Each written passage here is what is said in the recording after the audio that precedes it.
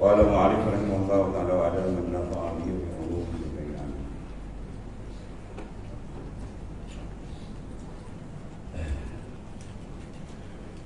Sungguh pun bala itu telah ditakdirkan akan dia serta tidak dapat, tidak mesti kena, tetapi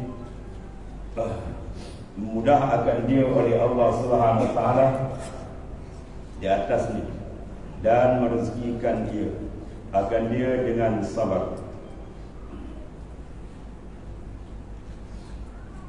dengan berkat doa itu. Melainkan apabila belajar ia akan ilmu bintang itu kadar barang yang boleh mengetahui dengan dia akan kiblat dan waktu sembahyang, maka harus demikian. Kerana keadaannya wasilah kepada mengetahui kelakuan-kelakuan yang bangsa agama, bukan kerana bahawasanya diterima pada dirinya dan dimaksudkan pada dirinya. Ilmu nujum atau ilmu bintang, kalau dia berpegang bahawa bintang ini jadi begini, bintang menentukan begini, maka syirik dengan Tuhan. Budak-budak di sini dia saya dengarnya bawah. Dan kalau sekiranya bintang itu diambil sekadar untuk mengetahui arah kiblat dan seumpama, itu tidak menjadi masalah. Ada bagian falak dan seumpama, sebab dia bergantung kepada tuntutan agama. Adapun bintang ilmu nujum dengan makna mempercayai, kalau bintang begini jadi begini, bintang begini jadi begini. Bukan bintang yang menentu, bintang adalah makhluk yang tak ada apa. Bintang adalah makhluk Allah Ta'ala yang ditakdir, dijaga dan diolah oleh Allah setiap saat, hanya dia dengan ikatan Allah Ta'ala, tak boleh sendiri.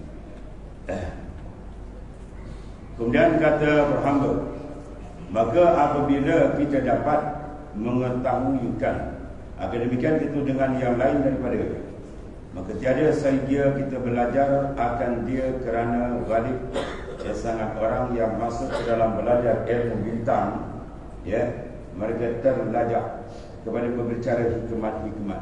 Bintang ini begini, bintang ini akhirnya lalu Tuhan, dan lahir percaya kepada bintang menjadi syirik. Maka demikian itu membawa kepada yang ditakuti, seperti sabda Rasulullah SAW, man hala haulal hima yushiku an yaqa'a fihi. Siapa juga yang berkeliling di daerah keliling kelalang yang ditegak, dan saya hampir-hampir bahawa jatuh ia padanya. Dan kalau dia berani main di kawasan larangan, takut dia terjebak, dia jatuh tempat yang dilarang. Itu di antara pesanan baginda sallallahu alaihi wasallam, supaya kita bersifat dengan al-wara'u, berjaga-jaga. Dan ada pun belajarkan ilmu bomo yang boleh mengetahui dengan dia akan kelakuan-kelakuan tubuh badan, daripada segarnya dan sakitnya, maka itu harus belajar panggil bomo, kan? Arab panggil tabib yang mutib, orang putih panggil doktor, sama je lah.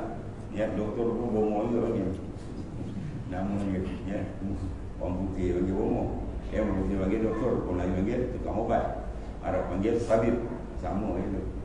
Jadi kelakuan dia lah mengenal dalam urusan perubatan itu pada masalah, bahkan di fardu kifayah selama dia tidak bercanggah dengan nas.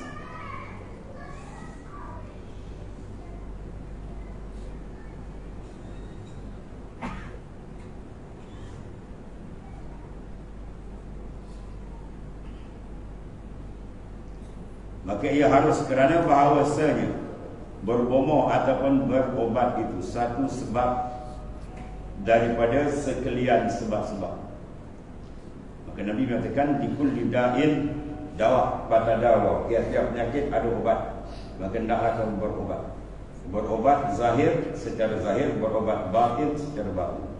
Dan obat batin itu lebih besar, menobatkan rohani kita supaya dia sihat.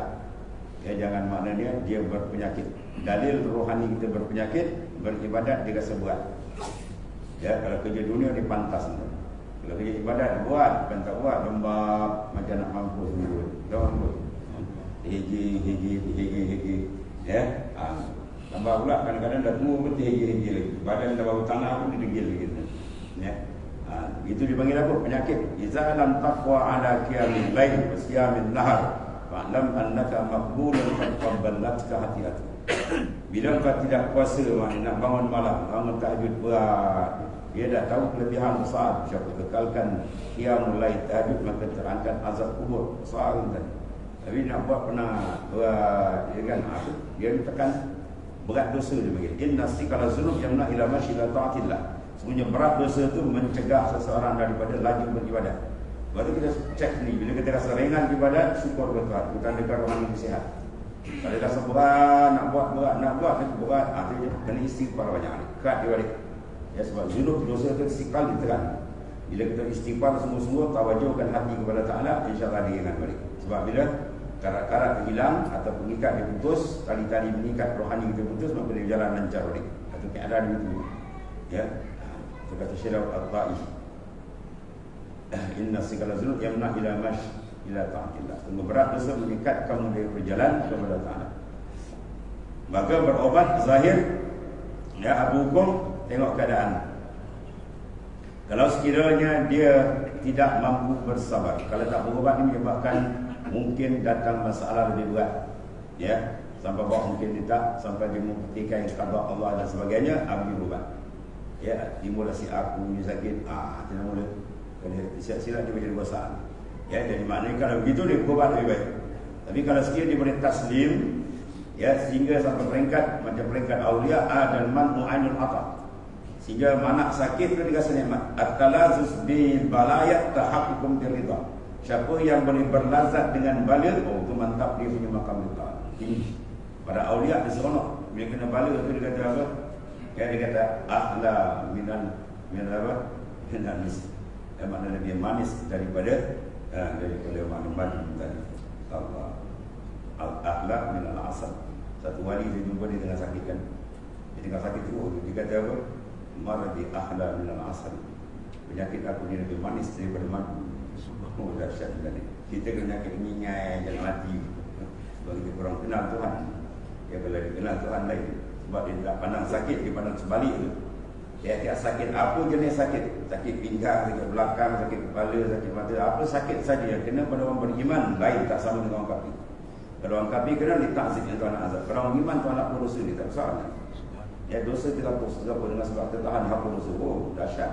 Satu hari dia demam, dia pahala dia dapat setahun. 2 hari 2 tahun, 3 hari 70 tahun. Punya ibadat dan umur kita pun sampai 70. Itu maknanya dipandang hakikat. Jangan pandang zahir. Pandang zahir memang pandang sakit. Ya, mana ubat ada yang manis dan ubat mana yang buat udak. Ubat hancur semua baik. Jadam, patawali. Telan baik tapi dia ubat. Dia telan baik tapi dia ada ubat dalam.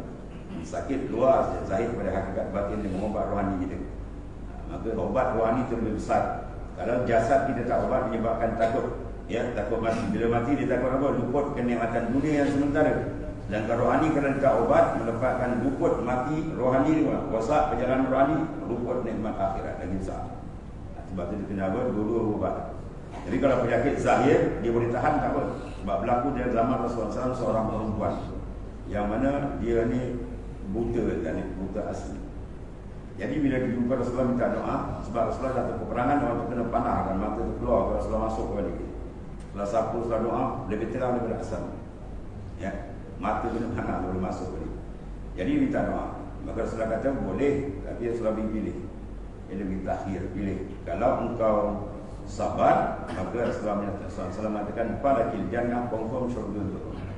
Bila dia kata kalau sabar, confirm syurga, Rasulullah jamin. Tak boleh Rasulullah saya sabar. Maknanya apa? Dia sedang mendapat kelazatan tawaran dari Rasulullah SAW. Hilang sakit hati tadi. Itu sifat-sifat rohani para sahabat, sahabat dan sahabiah mereka di dalam tarbiyah baginda sallallahu alaihi wasallam. Jadi jangan mengeranglah sakit, ya. Minta dengan doa, ya Allah, engkau tukarlah sakitku sebagai kemanisan bagi rohani. Minta dengan doa kau yang sangat. Dia segala-gala. Al-Mu'ti dia, Ar-Razzaq dia, Al-Fattah dia, semua dia. Minta. Bukakan hati dia. Ya. Membuka sekejap. Seorang zani berzina, hari-hari berzina. Tiba-tiba dia nak masuk Islam, kan? Dia minta Rasulullah, exclude benda dekat dia. Yang sudah ada tak boleh benda ni. Dasar. Kalau bagi dia doa, Allahumma habib ilayna al-iman wa zayn fi qulubina wa qarrib ilayna al-kufra wal fusuq wal isyan waj'alna minal rasyidin. Baca doa ni. Malam tu dibaca bisa bagi tinggal 60 darjah di kursi.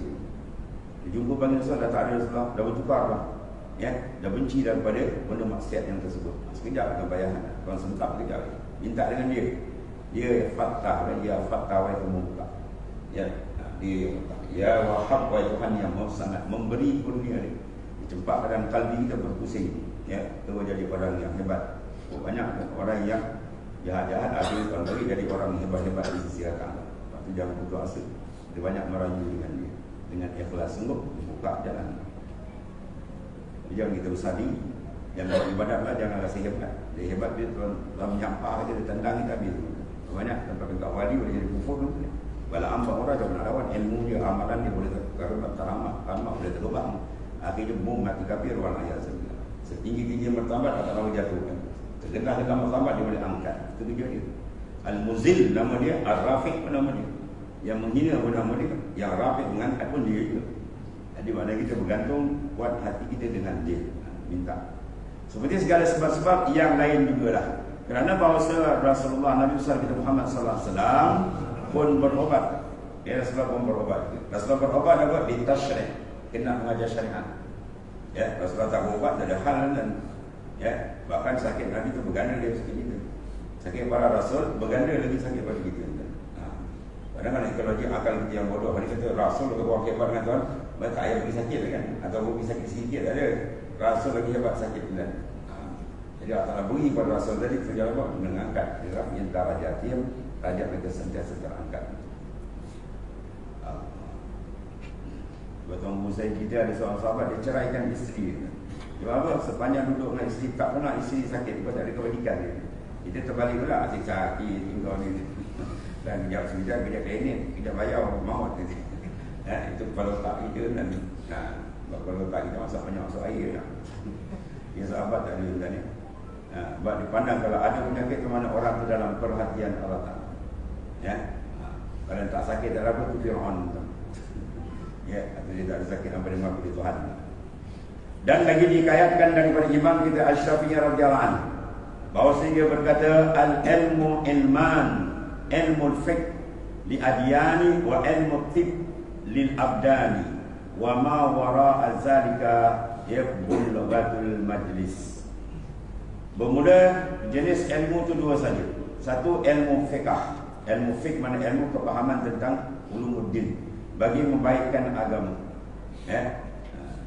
Keduanya ilmu iaitu tib, ilmu perubatan, ilmu bomo begitu. Ilmu kedoktoran bagi membaikkan tubuh badan. Jadi ada dua ilmu, zahir dan batin, ya. Dan yang lain daripadanya perhiasan majlis dua. Ilmu lain itu pernah perhiasan ke matlamat. Maknanya apa? Matlamat sebenarnya adalah kepahaman. Fiqh ni yang mana kepahaman. Mana kepahaman dalam bidang usul, kepahaman dalam bidang tasawuf, itu umum lah. Rasulullah bercakap dengan umum. Tafaqquh fid din, itu disebut tafaqquh. Idza arada Allah bi 'abdi khairan faqahahu fid din wa zahadahu fid dunya wa basarahu uyuba. Apabila seorang hamba itu jadi baik dunia dan akhirat, selamat dunia akhirat, pertama faqahahu fid din. Dia tafaqquh pada urusan ilmu agama. Tafaqquh mana mendalami selebih hukum hakam agama. Maka dalam hukum ilmu agama banyak. Ilmu bagian zahir, bagian batin, ya, bagian rohani, bagian semua ada lengkap dalam Islam. Ya, paling kurang 3 ilmu untuk menyelesaikan akidah itu ilmu usuluddin atau ilmu tauhid atau ilmu fiqhul akbar ini. Untuk mengesahkan ibadah zahir supaya jangan lari dari bid'ah dhalalah, itu ilmu fiqh. Ya, menciptakan syarat hukum sah batal dan sebagainya. Dan ilmu lagi besar lagi tauhidul khas, itulah ilmu tasawuf atau ilmu sir yang membincang terus tempat yang paling besar, tempat diri Allah Subhanahu wa taala. Kemudian definisi ilmu.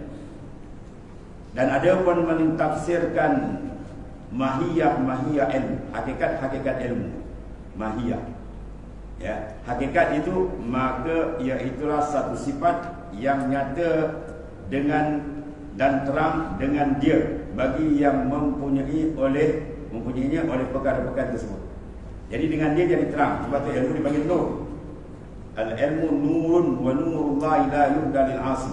Ilmu itu nur Allah Ta'ala, dia tidak menunjuk pada orang yang lakukan maksiat. Sebab kalau nak ilmu itu terang, kawal kita jangan kena maksiat anggota yang tujuh. Mata kawal, telinga kawal, mulut kawal, semua kawal. Zahir dan batin, insya-Allah sinaran ilmu itu akan terang lagi cantik. Dan mengenai ilmu fiqh itu mengetahui ia akan halus-halus daripada ilmu. Ya, dibaca ulama usul fiqh, kaedah fiqh, furuq fiqh, yang macam-macam begitu. Dan berkata Imam Abu Hanifah, bermula ilmu fiqh itu mengetahui seorang akan barang yang hasil baginya daripada kebajikan dan akan barang yang hasil akan daripada kejahatan. Mana fiqh siman umum, mana kepahaman, memahami benda yang mendatangkan baik dan mendatangkan keburukan. Dan ini makna terlebih umum daripada makna ilmu fiqh yang boleh mengetahui dengan dia akan kelakuan mukallaf, mana orang yang ditaklifkan hukum syarak. Ya, itu maknanya banyak ulasan-ulasan ulama tentang masalah al-fiqh. Dan dikendaki dengan yang bersegera, itu dipanggil dunia, dan kerja-kerja dengan segala pekerjaannya. Dan dikendaki dengan yang bertangguh, itu akhirat, yakni syurga, dan barang yang padanya daripada pangkat-pangkat darajat, kerana tiada mungkin hendak menghasilkan keduanya sama sekali kerana keduanya berlawanan. Ya, jadi maknanya setuju itu kena ada ilmu. Man arada dunia fa'alaihi bil ilmi, wa man arada al-akhirah fa'alaihi bil ilmi, wa man arada huma fa'alaihi bil ilmi. Siapa nak dunia kena ilmu, nak akhirat lebih lagi kena ilmu, nak duduk pun ada ilmu. Kedua benda ni akan bertaaruf, bertentangan. Kendak jalan akhirat dengan kendak dunia, mana kendak nafsu, dia akan bertentangan. Ya. Man talaba dunia adara bi akhirati, wa man talaba al-akhirah adara bi dunia. Fa aslu ma yabqa ala ma yafna. Siapa tuntut dunia, akhirat dia akan ada risiko. Siapa kerja akhirat, dunia dia akan ada risiko. Bila bertembung macam lagi, fa aslu ma yabqa, kamu kena lebihkan barang yang kekal ke ayat akhirat, ala ma yafna, ke barang yang akan musnah binasi itu dunia. Itu keputusan pimpinan agung kita, Rasulullah SAW. Ya, untuk nak bangun malam, nak tahajud, nak qiyam, nak zikir, ya, maka terkadang tak dunia, terkadang tak nafsu dunia, terkadang lah orang boleh tidur dia kena bangun, kan? Atau maksud dia kurang. Dia nak puasa dan maka ahli dunia sedap makan minum, makan di lembu ke bawah. Kita pula kena tahan nafsu. Maknanya apa? Kena tinggal lah. Tapi kalau dia nak ikut nafsu dia, tak payah ambil langkah. Ya, sampai ibadat tak payah buat, ambil. Itu maksud dia. Bila bertembung dua tu, benda yang ta'aruf tak boleh bertembung. Maka keadaan kita ad-didan ila jajtami'an, benda dia tak boleh bertembung dua. Dan bermula akhirat itu kekal selama-lamanya. Itu Nabi kata fa'aslu ma yabqa ala ma yafna. Bila benda yang kekal daripada benda yang akan musnah, maka lazimlah meninggalkan akan binasa kerana mengambil yang kekal. Maka sebagiannya bagi seorang manusia bahawa tiada lupa ia daripada pertama mengenal dirinya dengan lemah dan papa dan binasa. Ya, man arafa nafsa faqad arafa rabbah. Siapa kenal akan diri dia, maka dikenal akan Tuhan. Kenal ada dua, satu syariat, satu hakikat. Kalau kenal secara syariat, kita mengenali bahawasanya perbezaan antara sifat naqais diri kita dan sifat kamalat hak Allah Ta'ala. Ya, kalau secara hakikat dia syu'ur, qalbi dia pergi masuk dalam, bukan sekadar tahu tapi merasakan. Ya, bila dia merasakan dia fakir, bila dia tahqiq dalam memandang hina illah. Dan hina illah itu dipandang mana? Dengan nur azkar, nur zikir. Berarti perlu zikir. Ya, iza kasra azkar kasra anwar, wa iza kasra anwar safat asrar, wa iza safat asrar kana ma Allah tar. Jadi banyak zikir memacam nur dia, bila nur dia kuat, tetap dia dikarar tepat di dalam hadrat Allah Subhanahu wa taala. Sebab ialah tempat di dalam mulut. Al-ishtighal bi zikrillah. Tumpu dan kuat, tumpu tu zikir, zahir dan batin. Sampai dia dapat lazzatul zikr. Lazat kemanisan dapat. Lagi tak dapat manis dalam menghadap dia, minta ampun dengan Tuhan dia. Sampai dapat manis. Bila manis boleh datang apa? Asyaqani wa asyiktu. Dia asyik akan aku dan aku balas keasyikan. Lepas tu boleh rafatul hijab, aku buka hijab. Bila hijab hijab, maka tajalli akan berlaku. Ya, tajalli asma wa sifat wal af'al, maka fana lenyap dia dengan Allah Ta'ala. Itu nikmat paling besar. Jasad dia abdanuhum ma'al khalqi wa qulubuhum ma'al. Jasad mereka bersama makhluk, rohani dengan Tuhan. Itu pakaian arifin billah. Ya, indah. Sebelum mati dia buka. Kalau tak buka, rugi dia. Ya. Dapat khaba man radiya dunaka. Pada rugi sergi-rugi orang yang reda dengan makhluk, dia meninggalkan Tuhan. Mana orang yang reda dengan makhluk apa? Dia tak sampai jejak makan. Di mana dia reka dengan makhluk? Dia tak ada ijtihad, bersungguh-sungguh mujahadah. Ya, maka dia kata nafsu dia habis rugi. Ya, dia kena lawan habis sampai terbuka hijab. Allah. Pertama mengenal dia akan diri lemah dan fakir. Ya, mengenal dengan hakikat. Ya, dipandang akan sampai peringkat lenyap ni. Sampai peringkat dikenal dia apa? Ada dia tiada engkau tadi. Dalam salam wujudiyah bagi Ibn Arabi apa? Hakikat mengenal diri ada ia sahaja, lain tak ada. Ada mana-mana syukur, bukan daripada mata luar, kita luar nampak orang ni. Qalbi supaya nak mengenal dalam, baitur Rabb ila dalam. Rumah Tuhan, rumah Tuhan tempat makrifat akan ni. Adapun jasad luar ni tak ada apa kan. Dia besok gulung yang kita jaga bukan main lagi. Ya, kesihatan kita jaga takut sakit lala dia hujung kat mana kan. Dia lahat dia, tu dia. Bila solid lagi wajah dia macam-macam kan. Ratu cantik orang dia mati dalam sebulan tak jumpa bangkai orang bumbu melantung tu. Ada orang nak dekat. Ya, jasad tak ada nilaian. Jangan jaga jasad, jaga jasad tunggu ke bawah mana jaga jasad. Jaga jasad sekadar. Ya, sekadar ubat biasa je. Yang dalam tu menjaga. Dia benda mahal, mutiara. Dan dia pernah maknanya disingkapkan makrifat di alam zahir. Maka di atas dunia sebab dia terkendala dengan nafsu, dengan macam-macam terkena musik balik. Mandikan dia dengan air, muraqabah, musyahadah dan riyadhah, insyaallah ta'ala. Kemudian mengenal barang yang memberi manfaat akan dia daripada ibadat-ibadat dan taat. Ya, dia mengetahui akan benda manafi' tersengal daripada benda ilmu yang manfaat. Dia mengenal benda yang baik dan benda yang buruk. Dia mengenal akan tipu daya makai bisyayatin wa ghururihi, tipu daya syaitan dan sebagainya. Dan mengenal kepada barang yang memberikan mudarat daripada yang keji-keji dan jahat-jahat pada dunianya dan akhiratnya. Maka mencapai akan barang yang memberikan manfaat. Itu sebenarnya apa? Suluhan nurul ilmi. Maka dia kata sah menjauhi dia akan barang yang memberi mudaratnya, supaya tidaklah akalnya dan ilmunya itu jadi hujah atasnya. Ya, sebab al-alim iza arada bi ilmihi wajh Allah habahu kullu syai. Wa iza arada bi ayyaksa bilus, ya, barang siapa orang alim bila dia minta ilmu tu kena Allah Ta'ala, ya, haba min kulli syai, takut akan dia oleh sesuatu. Mana kegerunan tu Tuhan berikan kepada ulama-ulama besar ni, wali-wali. Kita tengok ni gerun kan, hati rasa cinta dan gerun haibah itu ada. Wa iza arada ayyuksira bi kunus haba min kulli syai. Kalau dia menuntut ilmu kena nak menyimpun harta dunia, Tuhan pusingkan dia takut kat orang. Ya, dia ada ilmu tapi nak cakap takut, kita takut orang. Kita tanya orang dulu macam beri ketuk, tok dia datuk ini. Dia nak ceramah dia tanya datuk pula. Betul datuk tanya dia, kan? Sebab dia takut ke datuk. Macam-macam lagi tanya. Sebab ilmu tu dulu. Ilmu in qaranatu al-khasyah falaka. Wa illa fa'alaika. Ilmu tu kalau membawa kamu gerun dengan Tuhan, maka ilmu tu falakah, lam manfaat, memberi manfaat kepada kamu. Wa illa jika tidak ada ilmu tapi tak ada gerun dengan Tuhan, fa'alaika ala bil mudar, fa'alaika memberi mudarat besar kamu dihujah. Pada ada ilmu dah dia tak belajar dah, mana kau punya kepala negara, apa kau buat? Kau jual agama Allah. Ya, ni banyak ulama yang menjual agama, ulama-ulama penjilat ni kan. Ya. Kalau dia buat ampusana wa ampusi, dia mengampu sana, dia mengampu sini, kan? Dalam Quran kata kamasalil qad, ya, seperti anjing yang menjilat. Ketika anjing kan dijilat ini. Kalau bentuk ilmu tak kenal cara dicari dunia macam anjing. Dia ulama penjilat banyak. Dijilat sana, dijilat sini dan jadi pelahap begitu. Ya, atau sebab apa? Nur ilmu tak temu dalam itu. Sebab kasat dia mencari ilmu sudah silap. Man talabal ilma liyumariya bisubha aw yasbahu yuhannas ilaih fal yatabawa ma qadamu dan nar.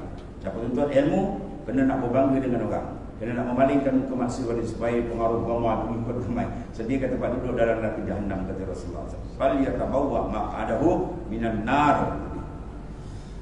Dan yang satu lagi, dan hanya semuanya telah datang pada menyatakan kemegahan ilmu dan kelebihannya itu beberapa banyak daripada ayat-ayat Al-Quran dan hadis-hadis sahih daripada Nabi yang masyhur. Setengah daripadanya barang yang diriwayatkan oleh Abi Darda radhiyallahu an, bahwasanya ia berkata bersabda Rasulullah SAW, man salaka tariqan yatlubu fihi ilman salakallahu bihi tariqan min turuqil jannah wa innal malaika la tad'u ajnihataha ridan bi talibil ilmi wa innal alim la yastaghfiru lahu man fis samawati wa man fil ard wal hitana fil jawfil ma wa innal fadl alim ala al abid ka fadlil qamar lailatal badr ala sa'il qawaqib wa innal ulama'a warasatul anbiya wa innal anbiya lam yuwarrisu dinaran wala dirhaman ya warisu al-ilma faman akhazahu akhaza bihazzin wafir. Sesiapa yang berjalan ia satu jalan menuntut ilmu. Tuan-tuan pergi berjalan dulu, sekarang kita dengan motor pergi majlis ilmu, tak kira lah surau ke masjid ke mana ya. Nasaya memperjalan oleh Allah Taala akan dia pada jalan kepada daripada jalan-jalan, maknanya nasaya memperjalan oleh Allah Taala akan dia pada satu jalan daripada jalan-jalan ya, antara jalan ke salakallahu bihi tarikan min turukil jannah, berjalan-jalan syurga. Kita terjemah ada tak habis terjemah turukil jannah, kita terjemah di jalan salakallahu tarikan, jalan min turuk daripada segala jalan, jalan apa? Al jannah, ada jannah tadi tu umur ya, daripada jalan-jalan syurga. Habis mana siapa yang mencari ilmu bermakna dia diperjalankan menuju jalan ke syurga. Dengan segala ilmu dikenal diri dia, dikenal Tuhan dia. Dengan segala ilmu dikenal cara beribadah yang zahir, dan segala ilmu dikenal cara ibadah yang batin. Maka bersihlah. Bila bersih, syurga itu kembali. Kemudian yang kedua pula, wa innal malaikata la tad'u ajniyataha ridaan li talibil ilmi. Masya-Allah. Ya tuan-tuan pergi untuk ilmu kan di sebuah di masjid tempat tuan untuk ilmu tak kira di mana dah. Ya, malaikat menghampar ia akan sayapnya bagi orang untuk ilmu. Ni majlis ilmu dia, malaikat hampar sayap. Nampak? Tak nampak? Nampak? Nampak dia, nampak ni ilmu yakin. Belum nampak bukan siapa lagi. Ya, nampak dia. Apa? Bil ilmi. Ni ilmu dia. Mana beritahu oleh Rasulullah SAW, nampak ada, nampak bil ilmi. Kalau nampak bil kasbin atau lain pula, tu lain dia kedua. Kalau kalbi Tuhan memancar nur, dia nampak dia. Sudah berzikir nampak dia. Tiga-tiga malaikat hampa saya tanpa langit bumi. Biasa dia. Habis pun jangan nak pandang tu je. Dan dihijab dengan diulakkan. Itu sebagai apa? Bisyarah, kabar gembira. Ya, malaikat hampa saya pun. Sebab apa? Redaan. Dia reda, dia seronok dengan penuntut ilmu. Masya-Allah. Ya. Habis. Dan bahawasanya orang-orang alim meminta ampun baginya mereka-mereka yang di dalam 7 petala langit, 7 ulama-ulama ni ikan di laut minta ampun mereka. Ya Allah ampunkanlah tunggu. Ya Allah ampunkanlah ustaz, ampunkanlah orang menyebarkan ilmu dengan syarat dia menyebarkan ilmu lillahi ta'ala. Ya, malaikat minta ampun. Kalau malaikat seorang pun jadi dah. Betul, ambillah jawatan tu. Balu ani walau sampaikan daripada aku walaupun satu ayat. Ya. Dan bahawa orang yang adil itu meminta ampun ya baginya oleh mereka yang di dalam 7 petala langit 7 petala bumi. Apa yang ada pokok kayu-kayan semua sekali kan? Hatta ikan-ikan di dalam pantai, ikan-ikan dalam perut laut maknanya. Ya, dan bahawasanya kelebihan orang yang alim atas orang yang jahil seperti kelebihan bulan pada malam penuh purnama atas sekalian bintang-bintang. Itu bandingan mana ulama tadi, orang yang berilmu itu macam bulan terang cahaya dia. Dan bahawasanya orang-orang yang alim itu ya waris-waris bagi nabi-nabi, warasul anbiya, pengambil waris nabi, kerana bahawasanya nabi-nabi alaihi salatu wasallam tidak mempusakai mereka akan dinar dan tidak dirham. Para nabi dia tidak meninggalkan dinar dan dirham, dan hanya sesungguhnya mempusakai mereka adalah ilmu. Maka nabi meninggalkan ilmu. Sebab itu ulama dipanggil pewaris nabi.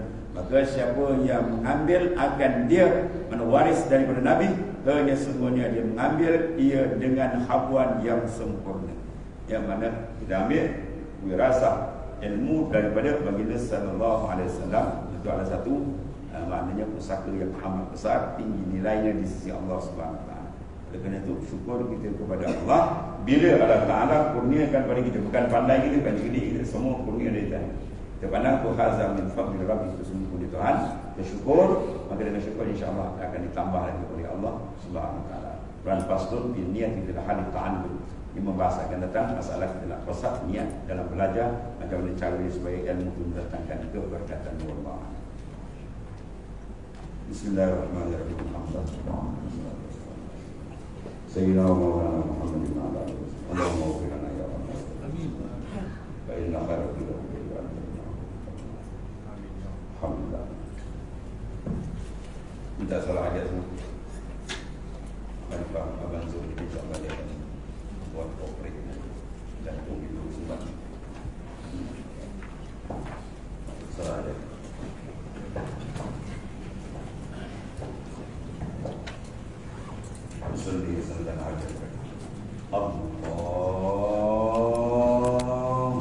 Assalamualaikum.